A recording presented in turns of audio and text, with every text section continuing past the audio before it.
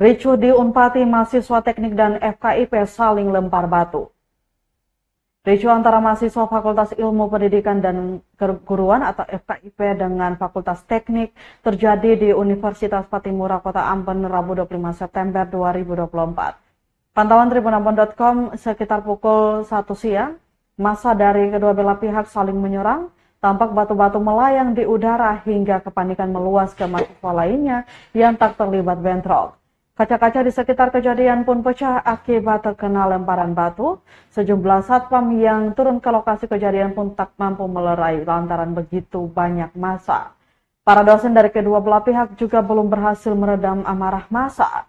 Belum diketahui pasti penyebab kericuhan hingga berita ini diterbitkan, aksi saling lempar batu masih terus berlangsung.